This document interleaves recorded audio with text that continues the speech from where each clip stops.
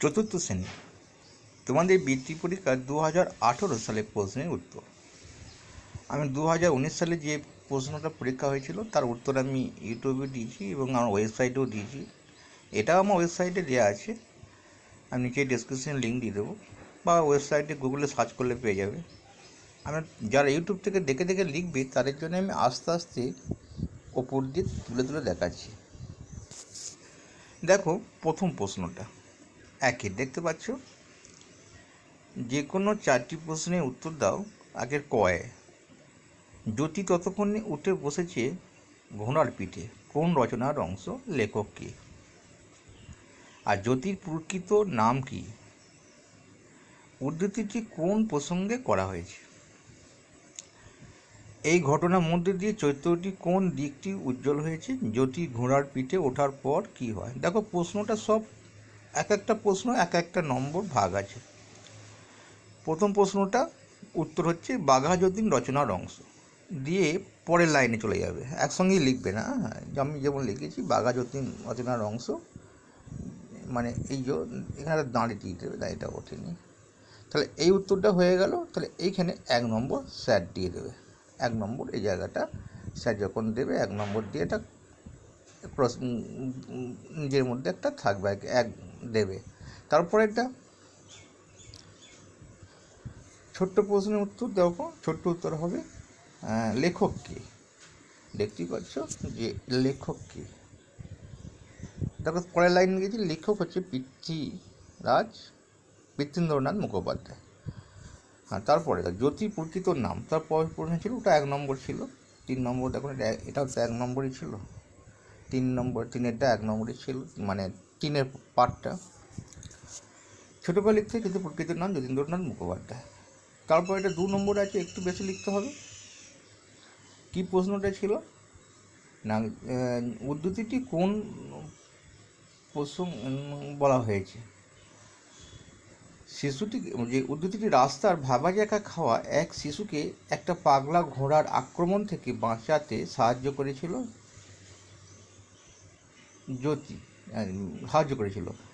জ্যোতি যখন ঘোড়াটাকে বাগে এনে ঘোড়ার পিঠে চেপে বসেছিল, সেই প্রসঙ্গে কথাটি বলা হয়েছে। কোন প্রসঙ্গে বলা হয়েছিল? তারপরেরটা, এই ঘটনার মধ্যে দিয়ে চরিত্রটি যে দিকটি উজ্জ্বল হয় তা হলো সাহসিকতা এবং বুদ্ধিমত্তা। ছোট্ট প্রশ্ন। তারপরেরটা একটু বড়, চলো আমরা দেখে নিই।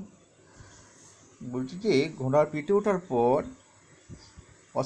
শান্ত ভঙ্গিতে ঘোড়ার পিঠে ওঠে, গলায় বা দামনায় ছোট ছোট চাপড় মেরে হাত বুলিয়ে দিতে লাগলো এবং ঘোড়াটি শান্ত হলো।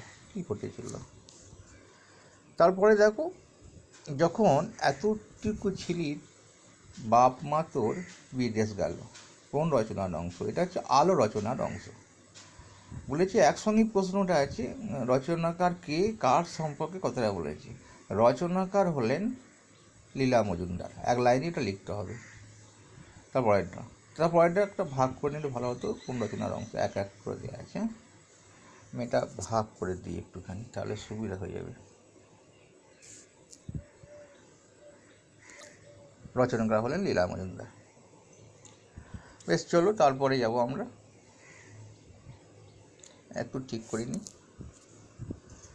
হ্যাঁ, বাবা জায়গা খাওয়া এক শিশুকে পাগলা ঘোড়ার আক্রমণ হাত থেকে হয়ে গেল।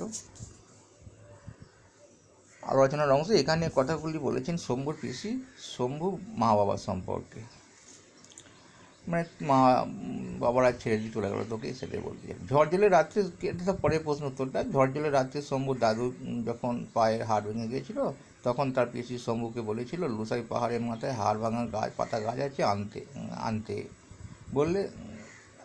হ্যাঁ, লুসাই, এইখানটা একটু ভাষাটা ঠিক করতে হবে। যখন তার পিসি শম্ভুকে লুসাই এটা বলেছিল, ওটা বাদ করে দাও, তার ভালো হবে। লুসাই পাহাড়ের মাথার হাড় ভাঙা গাছ আছে আনতে বলে সে ভয় পাচ্ছিল, কারণ শম্ভু অন্ধকারকে খুব ভয় লাগে। অন্ধকারকে খুব ভয়, কিন্তু ওষুধটা 2 ঘন্টার মধ্যে লাগাতে হবে, সেই পরিপ্রেক্ষিতে শম্ভুকে কথা বলা হয়েছে। তারপরে বেতো দেখতে পাওয়া নাকি সবসময় ভালো। দেখো, প্রশ্নটা দেখতেই পাচ্ছ, আমি সবগুলো বলতে গেলে অনেক সময় লেগে যাবে। প্রশ্নটা বলে দিই, উত্তরটা তোমরা দেখে নেবে। কার লেখা? এটা খুব ছোটো ছোটো প্রশ্ন, ছোটো ছোটো উত্তরের মধ্যে হয়ে যাবে। বেতো কাদের রক্ষা করে? আমার জন্য প্রাণীদের রক্ষা করে। বেতো চেহারা বর্ণনা দাও। বেতো চেহারা লম্বা 1-1.5 হাত, নাকটা ঠোঁট খুব নাক বা ঠোঁট খুব পুরু, আর মাথাটা মস্ত বড়। ধলেশ্বরী আইলো নাকি ও মাঝি ভাই, কোন রচনার অংশ? এটা খুব আমরা জানি, এটা উত্তরটা দেওয়া আছে, দেখো। আমার মার বাপের পর রচনার অংশ, রানীচন্দ্রের লেখা। তখন কী ঘটেছিল আমি আস্তে আস্তে তুলে ধরছি, তোমাদেরকে দেখে লিখে নেবে। আমি আর একবার ঠিক করে নিই, আমার তুলতে অসুবিধা হচ্ছে। আমি তো সেভের মধ্যে রেখে দিলে পরে আমার আর অসুবিধাটা হবে না। বেশ, হয়ে গেছে। ধলেশ্বরী আইলো নাকি হলো।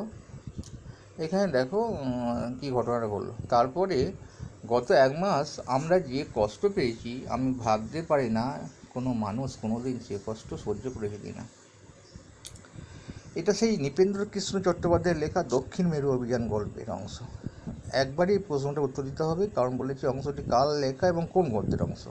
একটাই প্রশ্ন, 2 নম্বর অ্যাড আছে। এর সঙ্গে একবারে 2 নম্বর, মানে 1 লাইনে লিখে দেবে। এটা দাঁড়িয়ে নেই, এটা আমি উত্তরটা বলছি না। মানে খুব কষ্ট হয়েছিল দক্ষিণ মেরু অভিযান ফেরার পর থেকে, তাদের সবচেয়ে বেশি কষ্ট হয়েছিল। বরফে ঝড়জল শুরু হয়েছিল, দিনের পর দিন তারা আকাশ পৃথিবী কিছুই দেখতে পাচ্ছিল না, শুধু বরফের বৃষ্টি তাদের উপর দিয়ে বয়ে যাচ্ছিল। তারা পথ হারিয়ে ফেলেছিল। ক্রমাগত বাড়তে থাকা দিনের পর দিন এই দুর্যোগের আবহাওয়া তাদেরকে মৃত্যুর মুখে ঠেলে দিয়েছিল। তারপরে দেখো, যে কোনো 4টি প্রশ্নের উত্তর দাও। কয়ে আমার জন্য সব রাস্তাই খোলা, আসতে যেতে নেই কোথাও মানা। কোন কবিতার অংশ? এটা হচ্ছে মালকারী কবিতার অংশ। নেই মানা। তারপরে কী বলেছে? কবির নাম কি? কবির নাম হচ্ছে প্রেমেন্দ্র মিত্র।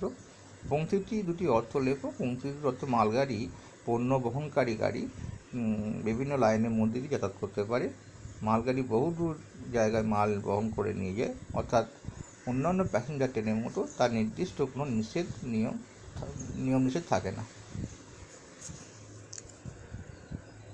তারপরেরটা, ইচ্ছে করে পাহাড়ালা হয়ে গলির ধারে আপন মনে জাগে।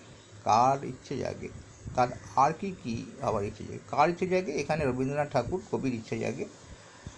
পাহাড়ালা ছাড়াও খুব ইচ্ছা হয় যে চুড়িওয়ালা এবং বাগানে মালি হতে চান। মালি হতে চান, এটা পড়তে চান না, হতে চান হবে না, ঠিক করে নিই একটুখানি, এখানটা হতে করে নেবে। ওয়েবসাইটে এগুলো ঠিক করে দিতে হবে, কারণ ওয়েবসাইটে দেওয়া হয়ে গেছে। হতে, ঠিক আছে, যাবো, চলো। আদর্শ ছেলেটা দেখতে পাচ্ছি, কবিতাটি কার লেখা? এটা কুসুম কুমারী দাসের লেখা। কবি আমাদের দেশে ছেলেদের কাছে কি প্রত্যাশা করেন? কবি আমাদের ছেলেদের কাছে প্রত্যাশা করেন তারা কথায় না বড় হয়ে কাজে বড় হোক, বিপদ আসলে যেন আগুয়ান হয়, আর তারা যেন সত্যিকারে মানুষ হয়, এটা আশা করেন। প্রত্যেক দেশবাসীর কী প্রতিজ্ঞা উচিত? প্রত্যেক দেশবাসী উচিত দেশের জন্য ভালো কাজ করা। এটা উত্তরটা দেওয়া হয়নি, এটা দিতে হবে। দেশের জন্য ভালো কাজ করা। চলো, তা কবি কাজী নজরুল ইসলাম কীভাবে সাগর পাড়ি দিয়ে বাণিজ্য করতে চান? তিনি দেশে দেশে বাণিজ্য করে কী করতে চান? কবি সপ্ত মধুকর্ণী সওদাগর হয়ে 7 সাগরে ময়ূরপঙ্খী বজরা ভাসিয়ে বিশ্বজোড়া হাটে কেনাবেচা করে বাণিজ্য করতে চান। কবি দেশে দেশে বাণিজ্য করে মায়ের দুঃখ ঘোচাতে চান, জগৎ জুড়ে সুখ করাতে চান এবং মাকে রাজরানী আর নিজেকে রাজকুমার করতে চান। ইচ্ছে করে সিলেট দিয়ে অমনি করে বেড়াই আমি ফিরে। কোন কবিতার অংশ? বিচিত্র স্বাদ কবিতার অংশ। কেউ লিখেছিল রবীন্দ্রনাথ ঠাকুর। তার ইচ্ছা কি হতো না, কখনো চুড়িওয়ালা হয়ে চুড়ি বিক্রি করা মন হতো, কখনো বাগানে মালি হয়ে গাছ কোদাল দিয়ে মাটি কোপানোর ইচ্ছা হতো, কখনো আবার পাহাড়ওয়ালা হয়ে হাতে লণ্ঠন নিয়ে বাড়ির দরজায় পাহারা দেওয়ার তার ইচ্ছা হতো। দেখো, এটা সেই শূন্যস্থানটা দেওয়া আছে, এই শূন্যস্থানটা দেখে নাও।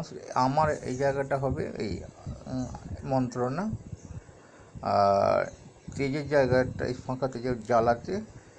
তারপরে এগুলো দিয়ে আছে, গোটাটা দিয়ে দিয়েছি, তোমরা একটু দেখে দেখে নেবে। কথার আগে যেটা মধুর কথা, আর চাঁদ শিখালোটা হবে।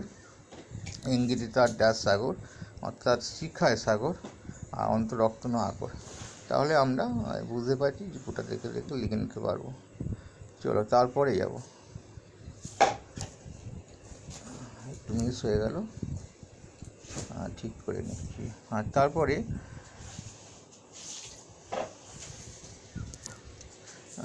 ইচ্ছা রত্নাকর হয়ে গেছে। আবার একটু মিস হয়ে গেছে, বেশ। তারপরে এখানে দেখো অর্থ লেখো। অর্থ লেখো আশ্চর্য, আশ্চর্য অবাক, বিজ্ঞ অভিজ্ঞ, আমন্ত্রণ নিমন্ত্রণ, আয়োজন জোগাড়, পাল্লা প্রতিযোগিতা, পাঞ্জা থাবা, আর গাড়াগাড়ি ঠাসাঠাসি। বাক্য রচনা করো। বলেছে যে বাকুল দিয়ে বাক্য রচনা করো। একটা চকলেট খাবার জন্য ছেলেটি ব্যাকুল হয়ে কাঁদছে। এটা ব্যাকুল অন্য কিছু রচনা তোমরা লিখতে পারো, বাক্য রচনা লিখতে পারো, এটা লিখতে হবে কোনো কথা নেই। ছেলেটি মৃত্যু সংবাদ পেয়ে ব্যাকুল হয়ে কাঁদছে, বা কিছু হারিয়ে যাওয়ার ফলে ব্যাকুল হয়ে কাঁদছে, এটাও হতে পারে। তারপরে চলো গাছ কোমর, বাক্য রচনা করো। গ্রামের মেয়েরা সাধারণত গাছ কোমর পর্যন্ত কাপড় মেলতে কাজে নামে। বেশ, চলো। তারপরে এলোপাথারি, এলোপাথারি বাক্য রচনা। ডাকাত দল ভয় পেয়ে এলোপাথারি গুলি চালিয়ে পালিয়ে গেল। অবসন্ন, অবসন্ন যেটা বাক্য রচনা। ছেলেটি পরীক্ষায় ভালো নম্বর না পেয়ে অবসন্ন মনে বসে আছে। পণ যেটা বাক্য রচনা। বিয়ের সময় পণ দেওয়া নেওয়া হয়। তারপর বর্ণ বিশ্লেষণ, দেখতেই পাচ্ছি, এটা তোমরা পারো, আবার দেখেই লিখে নেবে। তারপরে বিপরীত শব্দ লেখো। ইচ্ছা বিপরীত শব্দ অনিচ্ছা, বুড়ো বিপরীত শব্দ ছোকরা, হেসে বিপরীত শব্দ কেঁদে, শুরু বিপরীত শব্দ গুরু বিপরীত শব্দ, এটা গুরু আছে, শুরু হয়ে গেছে। শুরু যদি হয়ে থাকে তো শেষ হবে, মানে এই জায়গাটা আমি এখন বুঝতে পারছি না, প্রশ্নটা হাতের কাছে নেই। যদি শুরু হয় তাহলে শেষ হবে, আর যদি গুরু হয় তাহলে শিষ্য হবে। ঠিক আছে, আমি আবার দেখব, মানে প্রত্যেকটা ওয়ার্ড দেখে নিতে হয়, খুব অসুবিধা হয়। তারপরে দেখো একটুখানি মিস হয়ে যাচ্ছে, প্রথমে ঠিক করে নিয়েছিলাম, তারপরে আবার প্রবলেম এসেছে, আমি আবার দেখাচ্ছি। আবার রচনা আমি আস্তে আস্তে তুলে ধরছি।